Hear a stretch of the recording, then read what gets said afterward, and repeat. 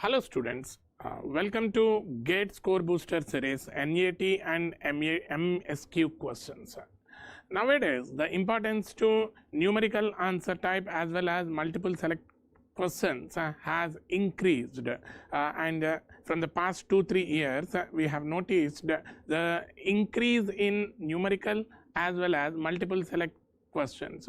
So by considering that, ACE Engineering Academy as well as ACE Online brought this series to you just to give confidence as well as to enhance your performance related to numerical answer type as well as multiple select questions.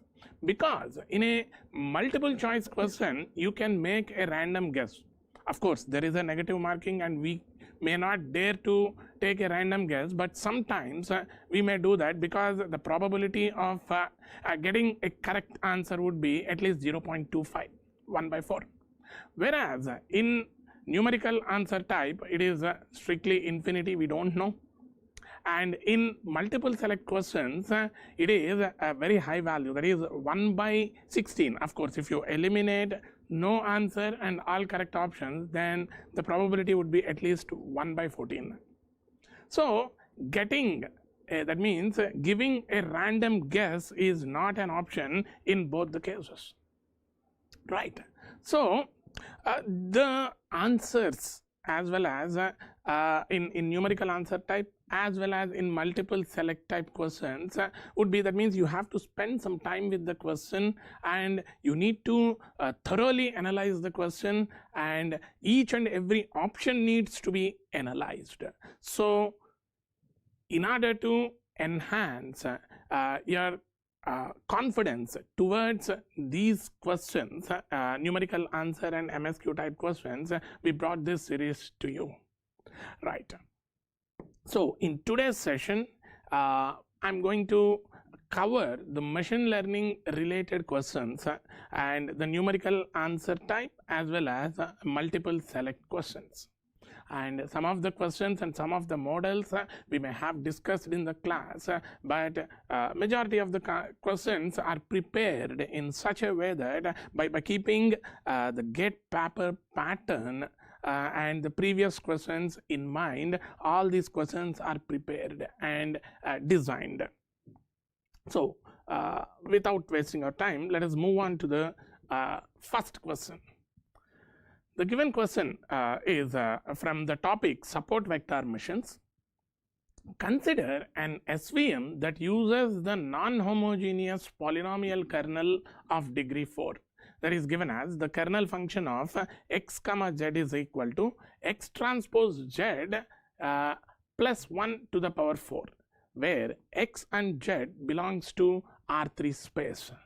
This kernel corresponds to an implicit feature transformation that includes all polynomial terms in the input components whose total degree is at most 4. Determine the dimension of the transformed feature space. And the kernel trick is a very important idea in support vector machines.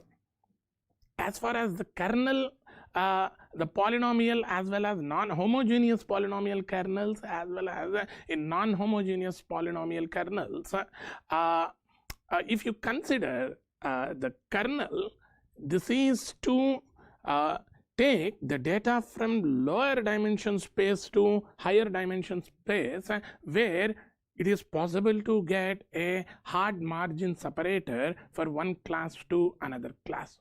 So this is the idea of a kernel function, but it is a very costly affair, you know that, right? So if I'm taking the data from lower dimension to higher dimensions, then the data complexity increases. In order to match that, the model complexity is also to be higher. Complex models are to be trained on the high level data sets.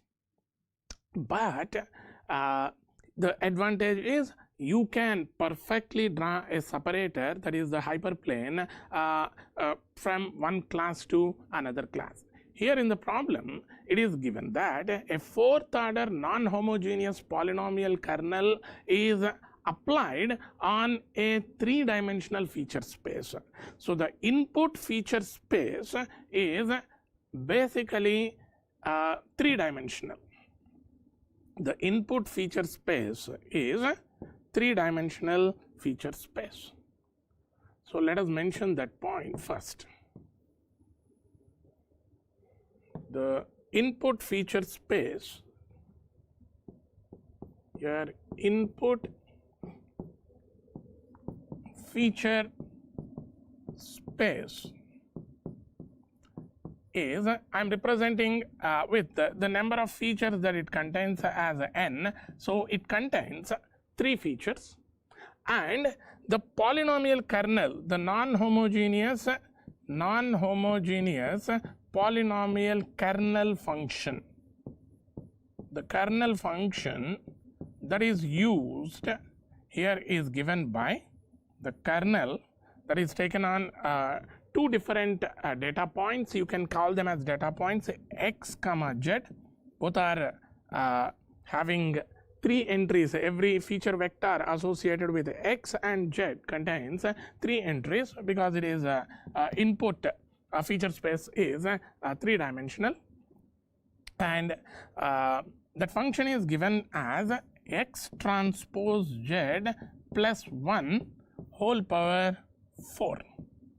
So its corresponding polynomial, whatever we have, the corresponding polynomial that I am taking, that is p is equal to 4. So on expanding this x transpose z plus 1 to the power 4, and on combining similar terms, you will get, obviously you will get similar terms. How many terms you are getting, those terms are to be separated between x and z, that will be converted into a dot product between them. So that is the idea in any kernel function, right? So but writing, that means solving a fourth order polynomial would be a very tough job. Then how to decide? That means here you need to determine the dimensions at the dimension of the transformed feature space. That means from three-dimensional space to some k dimensional space, it has been transformed, and what is the value of k that needs to be obtained. And it is given that the transformation, the implicit feature transformation includes all polynomial terms in the input components whose total degree is at most 4. That means ranging from 0 to 4. That means if I am taking p is equal to 4 and its range as the range as q, the range of p is given by q, and that q is equal to 0, 1, 2, 3, at most it will go up to 4. Then the number of terms that we obtain is equal to the number of is equal to the feature space, such that the number of terms that will be obtained here would be summation q is equal to 0 to 4. It would be given as, here I am having the value of n as 3, so I am taking that n plus q minus 1 combination q. So that is equals to n is a fixed value, that is equal to 3 plus q is equal to 0 minus 1, that is 2c0 plus n is equal to 3, next q is equal to 1, so that will be 3c1 plus next q is 2, that means 5 minus 1 4 c2 plus 5c3 plus 6c4. So this would be the number of terms that we will obtain on expanding it and then combining the similar terms, similar type of terms, and joining them, the obtained terms would be equals to this value. So that is the 2 factorial by 0 factorial multiplied with 2 factorial, that is 1. So that always belongs to this constant whatever we have, this 2c0, and 3c1, 3 factorial divided by 3 minus 1 factorial multiplied with 1 factorial, that is 3 terms you will get. So likewise, if you solve this, the obtained value would be equals to 35. That is a simple idea. So such that you will get 35. Or else we have a short trick to get the value directly. That can also be given in this manner. I will give you a simple short trick.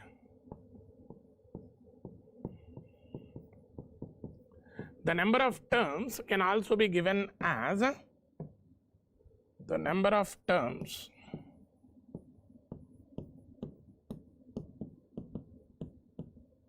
is also given as the n, that is before applying the kernel, the number of features, plus how many terms, what is the polynomial order that you have for your non-homogeneous polynomial kernel function, that is p n plus p cp.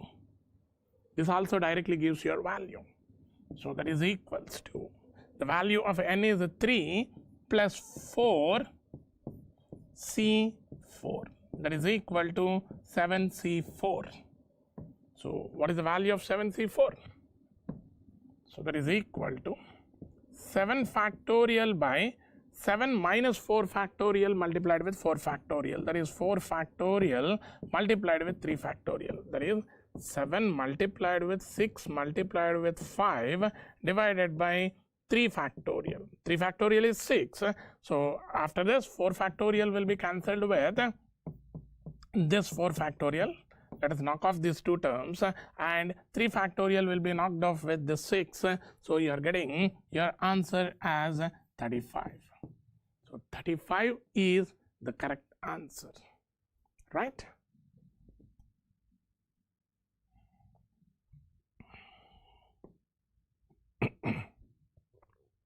Next question. This is a multiple select question from principal component analysis PCA. Given eigenvalues from a principal component analysis PCA is lambda 1 is 3, lambda 2 is 8, lambda 3 is 1, lambda 4 is 5, and lambda 5 is equal to 2. Which of the following statements are true? The total variance explained by all components is 19. Option B, the first 2 principal components are sufficient to explain more than 80% of the total variance. And then option C is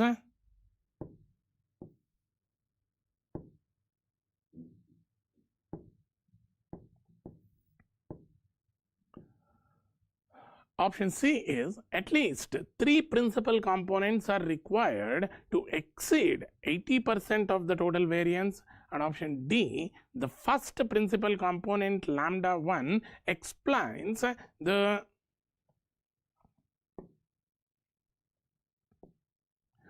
first principal component explains the maximum variance. Of course, it was not printed here, but the option is explains the maximum variance given by the model, explains the maximum variance in the data set, maximum variance in the data set is given by lambda 1.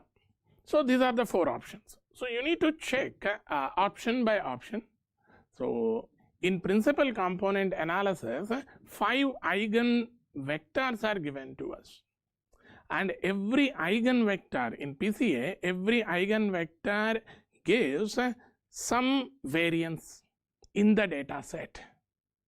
Okay, and the highest eigenvalue gives the first principal component and its corresponding eigenvalue direction would be the direction of maximum variation in the data set, right? So in that way, your option D is an incorrect statement. Lambda 1 is equal to 3. But whereas the maximum variation is observed in the second eigenvalue, so that's why you need to arrange the given eigenvalues in the descending order. So highest value first, and then you have to go to the smallest value. So the first highest gives the maximum variance direction. So that eigenvalue corresponding eigenvector, its unit eigenvector, gives the direction of maximum variance in your data set. Okay. So what is the total variance? Total variance is nothing but the summation of the eigenvalues, and the total variance can also be obtained in another way. If you calculate the covariance matrix for your data set by calculating the mean values of each and every feature, and then if you calculate the covariance matrix, that covariance matrix trace, the summation of its diagonal elements, is also gives you the total variance in your data set, and these two values will exactly match us. So what are the two values? The trace of your covariance matrix of the data set and the summation of summation of all the eigenvalues in the data set. That is given by, again, these eigenvalues are eigenvalues of what? These are the eigenvalues of your covariance matrix only, S minus lambda I characteristic equation. On solving that, you are supposed to get these values, right? So now, according to that, if I am taking lambda 1 plus lambda 2 plus lambda 3 plus lambda 4 plus lambda 5, that's value is equal to 19. That's value is 19, and so there is a correct statement.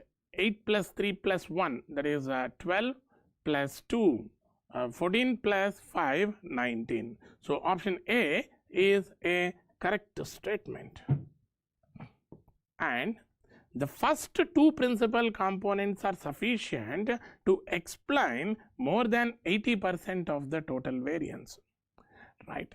But the first two principal components means the first principal component would be given by lambda 2, and the second principal component is in the direction of this lambda 4 is equal to 5, in the direction of lambda 4. So how much variation, that means out of 19, how much variation has been explained by these two principal components together? So let us get the simple fraction. So by considering the first two principal components, by considering your lambda 2 is equal to 8 and lambda 4 is equal to 5. Lambda 4 is equal to 5. The variance explained by these two principal components is given by 8 plus 5 divided by 19. So that's value is 13 by 19. 13 by 19 is approximated to that value is definitely less than 80%, and it's around 68% or 69%. So the point here is the first two principal components are not sufficient to explain the more than 80% of the total variation. So that is an incorrect statement. Option B is incorrect. Next, at least 3 principal components are required to exceed 80% of the total variance. So let us include one more, that is the third highest eigenvalue is to be considered now. What is the third highest eigenvalue? That is lambda 1 is equal to 3. Lambda 1 is equal to 3 is the third highest eigenvalue. So let us consider the fraction of variance that is given by these 3 by including these 3. So now by considering lambda 2, lambda 4 and lambda 1, we have 8 plus 5 plus 3 divided by 19. So that value is equal to 16 by 19, which is approximated to around 84%. So that means at least 3 principal components are required to explain 80% of the variation in your data. So these 3 components together is explaining almost 84% of the variation. So that this is a correct statement. And as I already mentioned, the first principal component lambda 1 explains the maximum variance in the data set is a false statement, because the highest lambda among the given lambda values explains the maximum variance in the data set. So in that way, option A and C are correct answers. Option A and C. Correct answer.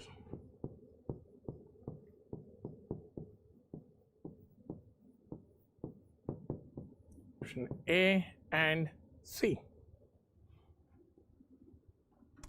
Right. Next question is also a multiple select type question. This is from the topic clustering. Again in clustering, this is from the partitional clustering ideas. In partitional clustering, we have k-means as well as k-medoid. So this is a question which is about k-medoids. A data set contains n points and is clustered into k clusters using k-medoids. Each medoid is constrained to be one of the data points. The algorithm minimizes the total dissimilarity between points and their assigned medoid. Which of the following statements are correct? Option A. Unlike k-means, k-medoids always choose as cluster centers that are actually data points. Option B. If squared Euclidean distance is used, k-medoids and k-means necessarily produce identical clusters for any data set. And option C. K-medoids is generally more robust to outliers than k-means. And option D. K-medoids always converges to the globally optimal, that means whatever the converging that we have here in k-medoids, that would be that a global convergence, not a local convergence. And every option here is a statement related to k-medoids. And especially in partitional clustering, we use it to discuss these kind of points as statements that are related to the algorithm in the class. So the first statement, k-means and k-medoids always chooses cluster. Unlike k-means, k-medoids always chooses cluster centers that are actual data points. So that is the advantage of k-medoid. Medoid is an actual data point. It is unlike k-means. A very, very important point, a very fundamental idea about a medoid. Medoid is an actual data point or data object that belongs to that cluster, data point of that cluster.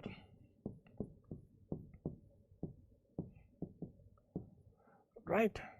So This is a very important statement and the fundamental statement that is related to K-Meadoid's algorithm. We always begin K-Meadoids with this statement only.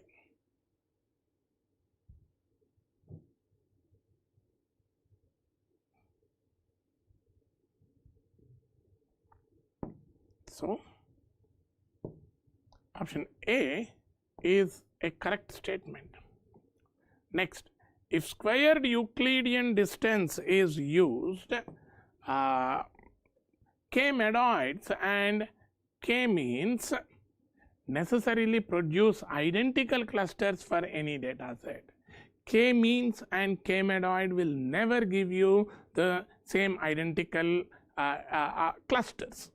Both are two different methods, two different approaches, and even though the calculations are depending on the centroid, on the Euclidean distance, but those are totally different approaches, and there is no guarantee that both of them results the same clusters. Of course, you may get same kind of clusters, but that is a coincidence, but that is not a necessary condition. Okay, so K-means and K-Meadoid not necessarily produces identical clusters. K-means and K-Meadoid need not produce identical clusters at the end. Identical clusters at the end.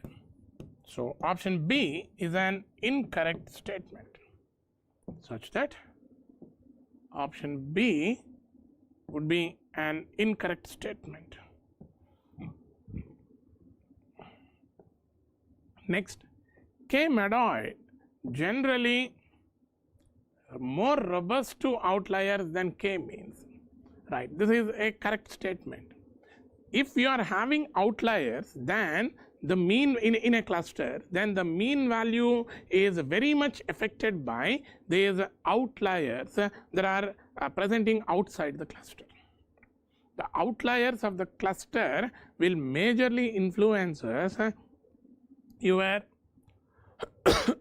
mean value, but your Meadoid value considers it will take the distance to all the samples. It always by considering all the cumulative distances with reference to a data point in the cluster, we will assign the Meadoid to a specific data example. So in that way, even if you are having certain outliers, those outliers impact would be balanced by the remaining data points which are surrounded in the which are surrounding or which are nearer to this data point which is nominated as your cluster. So in that way, it is a more robust algorithm. So the next statement is K-Meadoid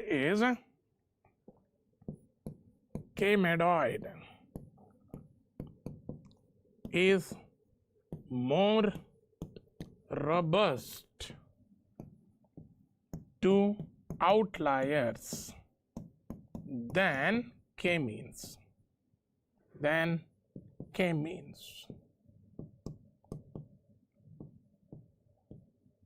So this is a very important idea based on which we will prefer K-Meadoids if necessary, but as you know, in K-Meadoid algorithm it involves more number of calculations associated with every data example, unlike K-means algorithm. K-means is simple for that matter, such that option C is a correct statement. Next, K-Meadoid always converges to the globally optimal solution. Whether it is K-Meadoid or K-means, whatever may be the algorithm, it always converges locally but not globally. Okay, so the place, that means whatever the initialization that you have taken, based on that the final clusters will be formed such that it is a local optimization but not a global optimization. Both the algorithms, k-means as well as k-medoid, both are locally optimal. K-means and k-medoid both are locally optimal but not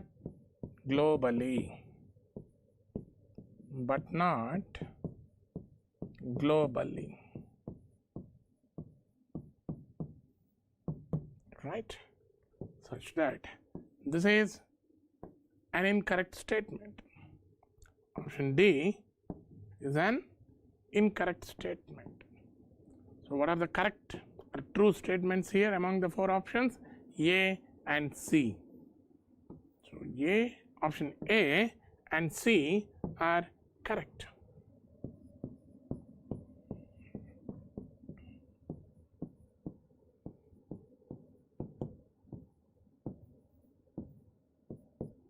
Next question. Right, this is a numerical answer type, NAT type question from linear discriminant analysis, LDA.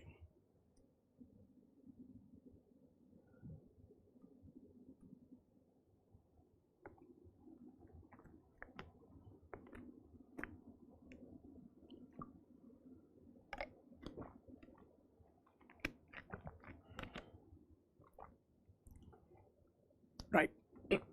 Read the question. In Fisher's discriminant, SW denotes the within class scatter matrix variation within each class, and SB denotes the between class scatter matrix, that is the separation between class means.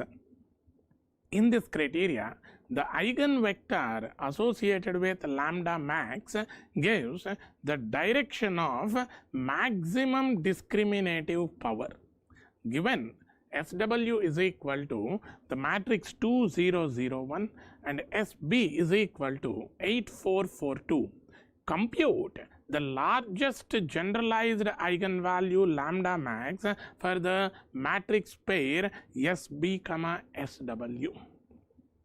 So from the given data set, we can always compute the between class scatter as well as within class scatter matrices, right? So now those matrix, those two matrices within class as well as between class, which is the difference between the mean values, would have been given to us. So within class scatter is given by the covariance of the classes that are existing in your data set. If it is binary classification, then the covariance of your class 1 as well as the covariance of the class 2 summation would be given by SW. We will compute that and we will pack that in the form of this within class scatter matrix. So the covariance is always an indication of the variation in that specific class, how much variation you have. So that is an indication of the scatter. So that is within class scatter. And between the class separation would have been given by this SB. That is also mu1 minus mu2. If it is centroid or mean values, mostly it would be centroids only, because it is before projection data corresponding means are to be taken such that it would be centroid values only. Those centroid values, whatever we are having, those values difference mu1 minus mu2 multiplied with mu1 minus mu2 transpose again gives you the matrix, a square matrix, depending on the number of features in your data set, right?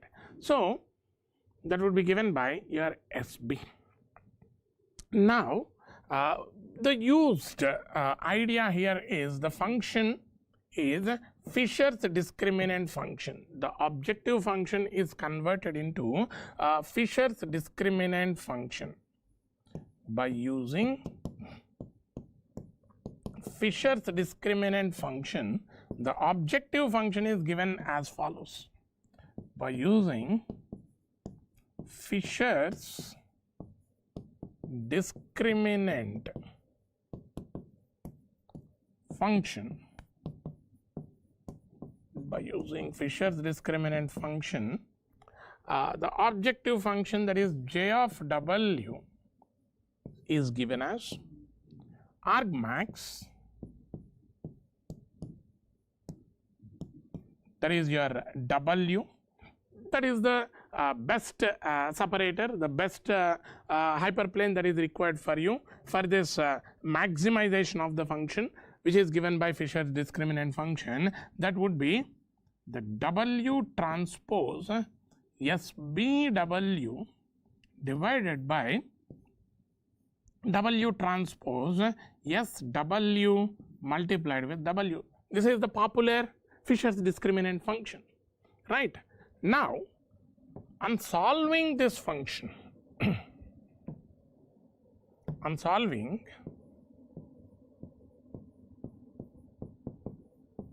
this function,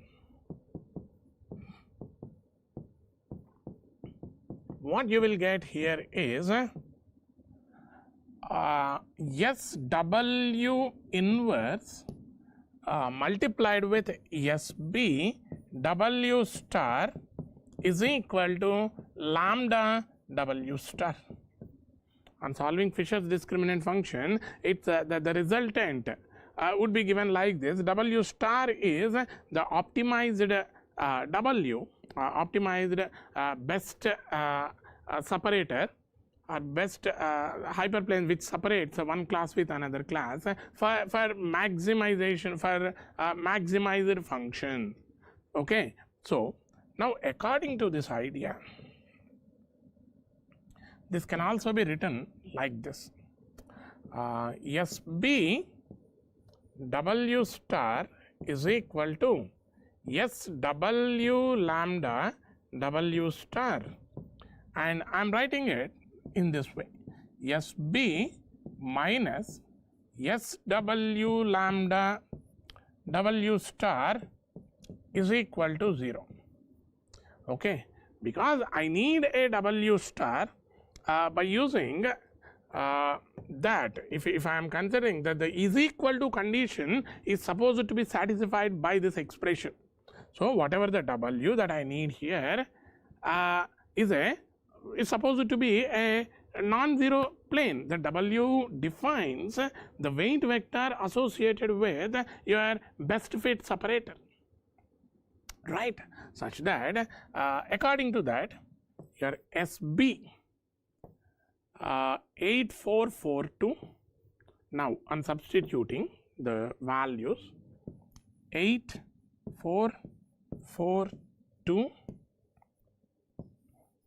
minus your SW, that is 2001, 2001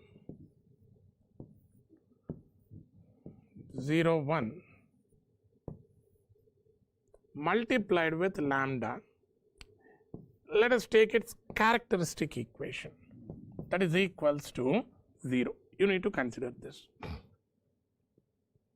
So that would be given by 8 minus 2 lambda, 4 minus 0 is 4, 2 minus lambda, 2 minus lambda. So that is equals to 0, and here 8 minus 2 lambda multiplied with 2 minus lambda minus 16 is equal to 0. 16 minus 4 lambda minus 8 lambda plus 2 lambda square minus 16 is equal to 0. So So let us knock off this 16 from the expression such that you have 2 lambda square minus 12 lambda is equal to 0. Right? Now, let us take lambda common such that 2 lambda minus 12 is equal to 0. Here you have 2 lambda values. One lambda is equal to 0 and another lambda is equal to 6. In the problem statement, it is very clearly mentioned that the direction of the lambda max gives the direction of maximum discriminative power. So, one class with another class, separation would have been maximized for a lambda max that is given by this expression. So, on solving this expression, so whatever the maximum lambda that you have here associated with it, so this is your maximum lambda. So, this gives your maximum lambda.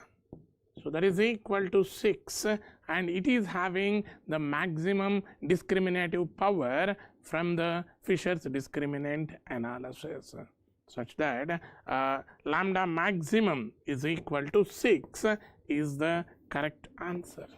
So, we need to get that lambda maximum, right, associated with SB, SW pair. So, that value is equal to 6. Next question. This is a question from simple linear regression, again a multiple select question. Consider a data set xi comma yi for I is equal to 1 to n with n greater than or equal to 2.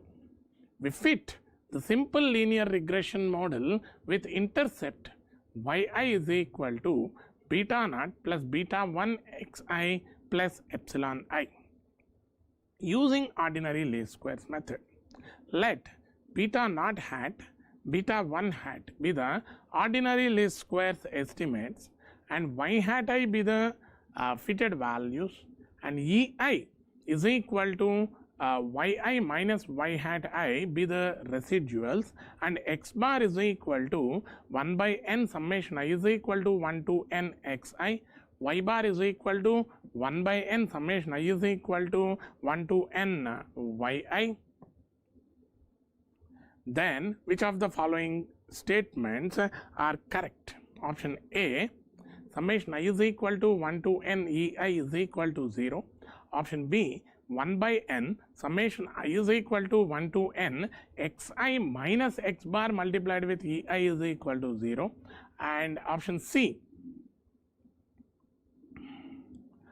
if the inputs are centered so that x bar is equal to 0 before, then beta naught, beta hat not is equal to 0.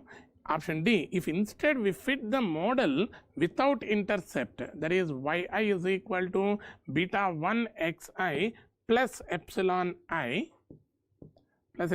using ordinary least squares method, then epsilon I is equal to 1 to n, ei is equal to 0 still holds in general.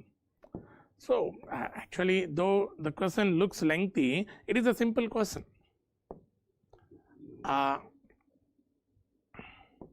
What is the information that is given to you? You are having in your data set, you are having n number of data examples, I is equal to 1 to n, and every order pair of your input and outputs. This is input feature that there is features, and this is target. Because it is simple linear regression, you are having only a single feature, and the feature target pair is given as an ordered pair, and you have n such ordered pairs, means you are having n number of data examples. And here we fit the simple linear regression model with this expression, that is your yi is equal to beta naught plus beta 1 xi plus epsilon I. So, this is the error, epsilon I is the error, and by using ordinary least squares method, these are the obtained best fit model parameters, and y hat I be the fitted values, that means your predictions, and the error is given by yi minus y hat I, and that is also called as residual, and the mean value definition is given to you. Everything is known to you, that is in the form of the information whatever is given to you. Now among these four, what is the correct that needs to be obtained? See, let us consider your error expression. So the mean squared error or sum of squared error, so you can take either of these two. So if I am taking the sum of squared errors, that would be equals to summation I is equal to 1 to m yi minus y hat I whole square, right? Now this can also be given as summation I is equal to 1 to n, because I am having n number of data examples here. Summation I is equal to 1 to n yi minus, in place of y hat I, let us take beta naught plus beta 1 xi whole square. Now if I would differentiate this sum of squared error with respect to beta naught, so let us obtain the sum of squared error. Let us call this as your j. Dou j by dou beta naught is required for me. That is always equals to 0. The first order derivative of your cost function would be equals to 0. Then that is 2 times summation I is equal to 1 to n your yi minus beta naught plus beta 1 xi. If you want, you can write that as y hat I multiplied with, for beta naught the differentiation is minus 1, so that is equals to 0, right? So let us write that minus 1 also outside the expression. So minus 2 summation I is equal to 1 to n yi minus y hat I is equal to 0, right? What is this? According to the definition, this must be equals to 0. Minus 2 is just a scaling factor, and this must be equals to 0. And what is yi minus y hat I for all possible values of I ranging from 1 to n?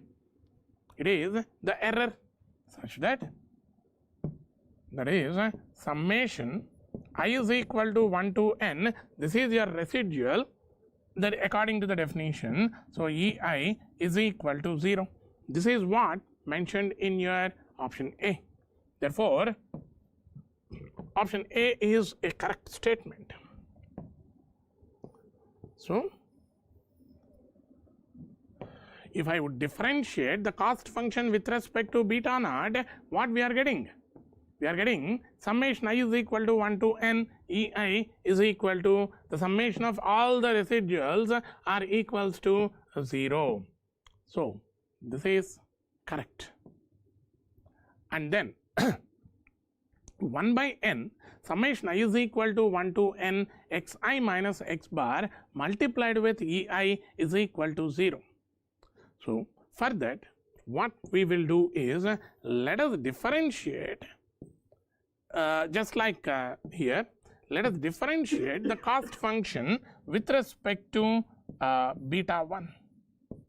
Let us get dou j by dou beta 1, that is equals to 0. That implies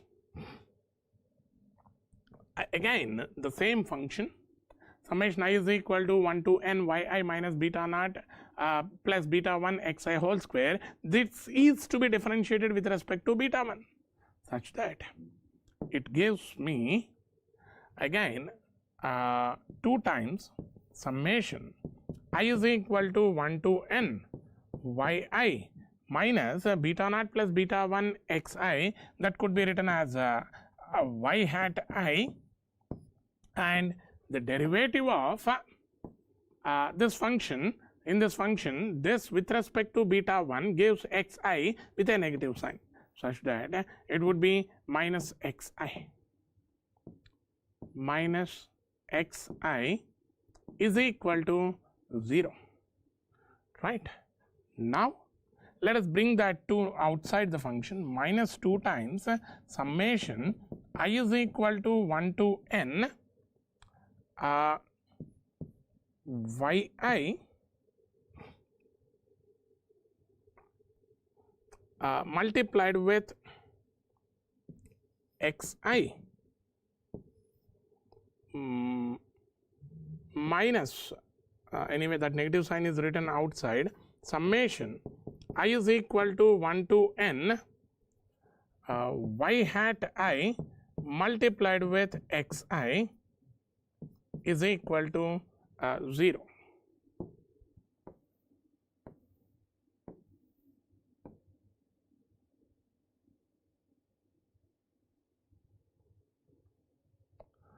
Right. This is what we got. This is whatever the expression that we got here is like this. So I need 1 by n. So what we need here is 1 by n summation I is equal to 1 to n 1 by n summation. What we need here is summation I is equal to 1 to n, and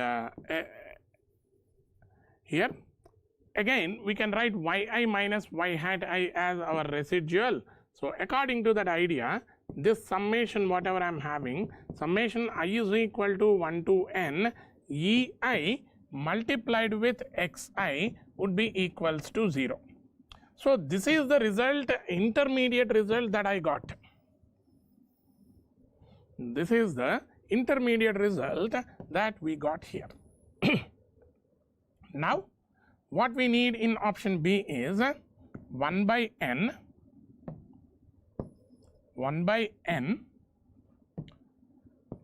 summation I is equal to 1 to n xi minus x bar multiplied with ei. This is required. So that is equals to 1 by n summation, you just split it up into 2 parts. I is equal to 1 to n xi multiplied with ei, xi multiplied with ei minus x bar is the mean value which can be written outside the summation, minus x bar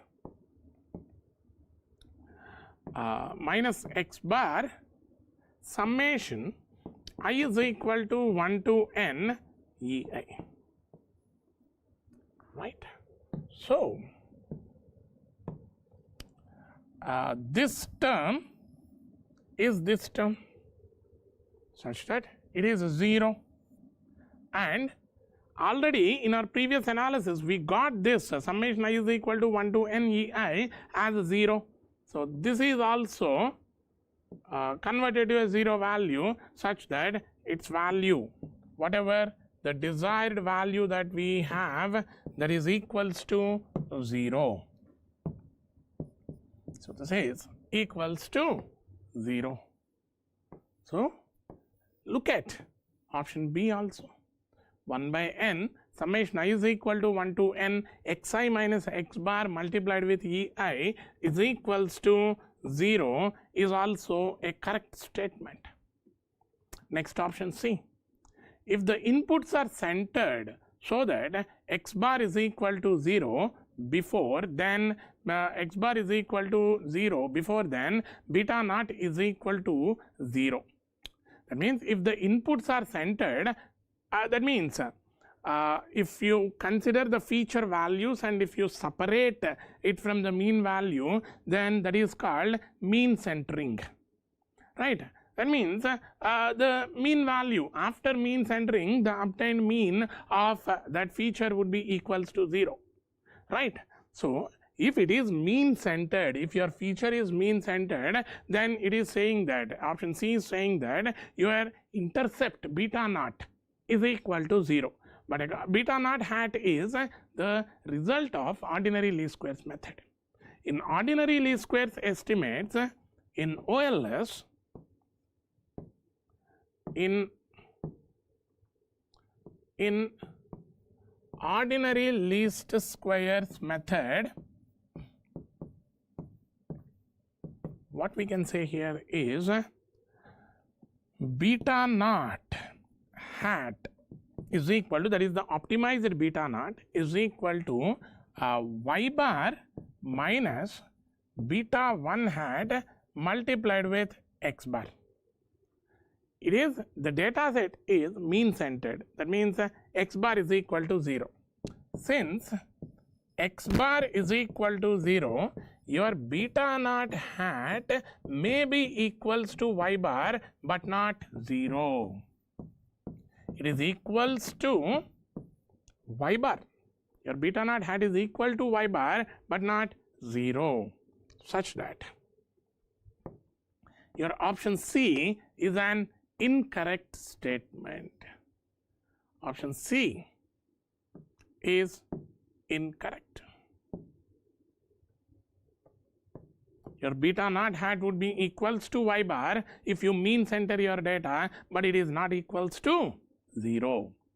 If instead we fit the model without intercept, then yi is equal to beta 1 xi plus epsilon I using ordinary least squares method, then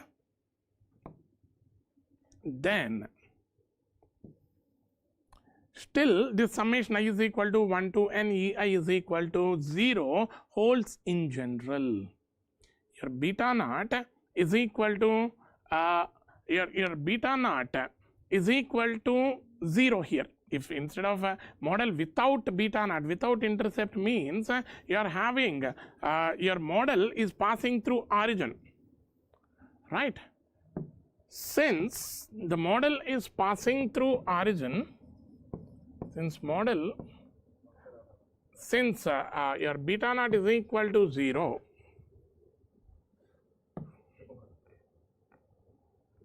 since beta naught equal to 0, your dou j by dou beta naught is equal to 0. That results summation I is equal to 1 to n yi minus y hat I is equal to summation I is equal to 1 to n ei is equal to 0 is not possible.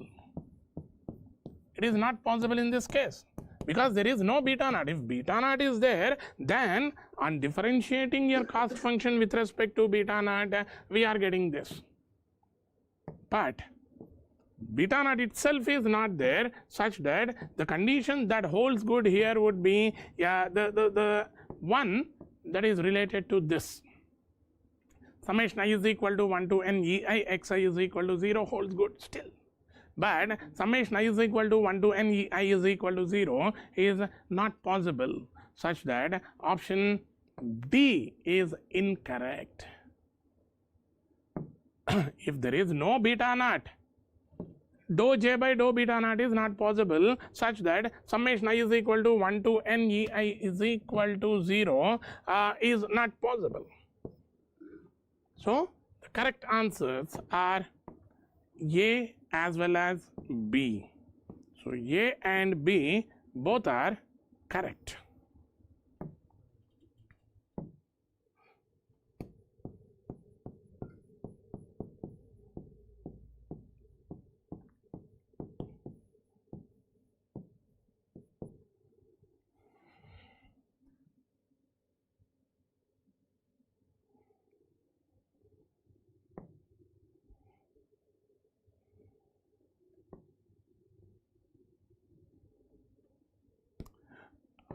Next question.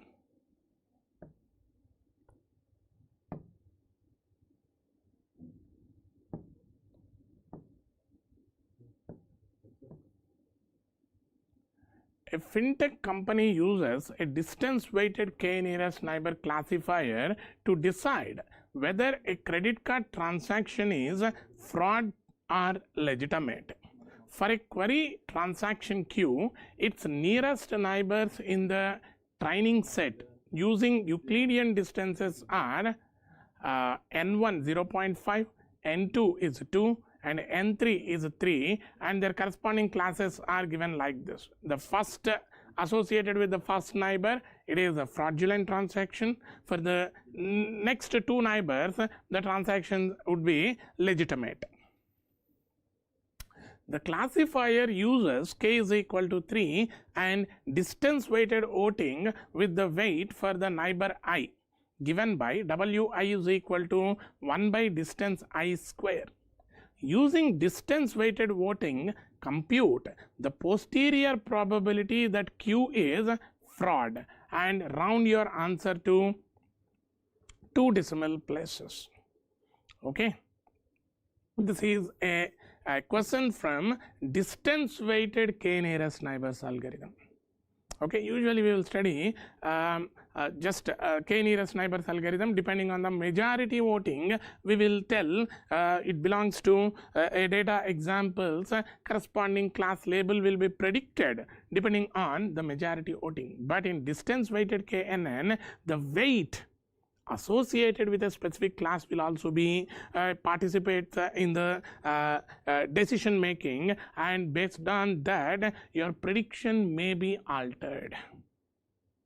Okay, so majority voting may give one prediction and the distance weight calculation, because the distance weighted calculation gives more priority to the nearest neighbors. It is not giving equal weight to all the neighbors that are nearer to your test set point. Okay, here you have a query transaction. That means there is a test set point, and for that test set point there are 3 neighbors and their distances are also given. The first distance or the closest neighbor is at a distance of 0.5, and the second neighbor is at a distance of 2, and the third neighbor is at a distance 4, and the first neighbor is giving a fraud transaction. It belongs to fraud. Its corresponding target class would be fraud, and for the remaining 2 it is legitimate. Now what is given to you? The classifier uses k is equal to 3 and the distance weighted voting with weight for neighbor I given by wi is equal to 1 divided by distance square. So in the problem statement it is given that wi is equal to 1 by distance square.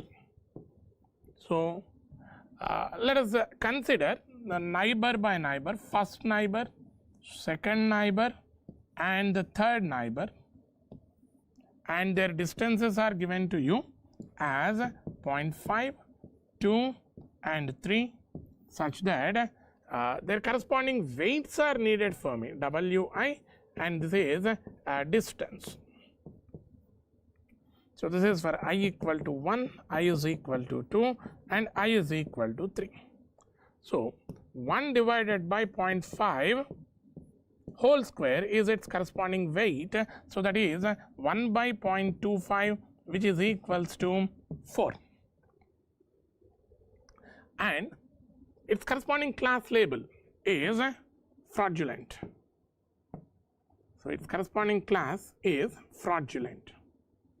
And then the weight associated with second one is 1 divided by 2 square, second neighbor, that is 1 by 4, that is equal to 0.25. And then 1 by 3 square, that's value is 1 by 9. Okay, so for these 2 data examples, this is legitimate and this is also legitimate. So this is equals to 1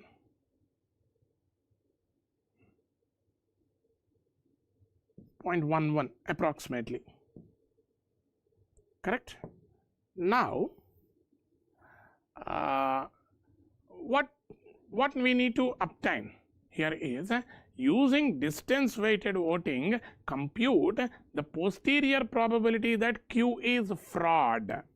So what I need here is the posterior probability of the transaction is a fraudulent transaction for the given Q. So this is for fraudulent is having a weight 4 out of the total weight 4 plus 0.25 plus 0.11. So that probability among for the given Q, by including or by considering its neighbors, the probability of it is being fraud is given by 4 by 4 plus 0.25 plus 0.11, that is approximately 0.92. So 9.917, because you need to round off the answer to 2 decimal points, the answer would be 0.92. Right. So like this, especially in machine learning, by connecting the ideas with some mathematical fundamentals or mathematical ideas related to probability, linear algebra and multivariate calculus, we can solve and we can have so many numerical type as well as multiple select questions. I hope the session is very much helpful to you, and let us meet you in some other session like this, and thank you very much and all the best for one and all.